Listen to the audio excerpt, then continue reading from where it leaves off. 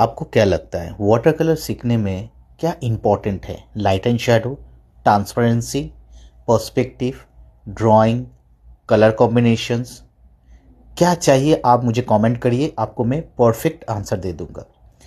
Bye the way, in this painting I use 300 GSM water colour paper Camlin artist for डेमोस्ट्रेशंस।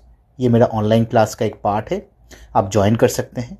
इसमें turquoise and viridian green, gamboge yellow, burnt sienna use किया है।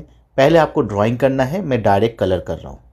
आपको direct colour कर भी कर सकते हैं अगर आपके पास वो ड्राइंग कॉन्फिडेंस है, आपके पास वो ड्राइंग स्किल्स है, right. And light and shadow and perspective and transparency maintain करना बहुत इंपॉर्टेंट है, नहीं तो आप नहीं कर पाएंगे। कलर में आपको वेट एंड वेट और ट्रांसपेरेंसी रखना है। ड्राई होने के बाद आप शैडो दे सकते हैं और फाइनल टोन एंड ब्यूटिफिकेशंस एकदम लास्ट में करना है आपको।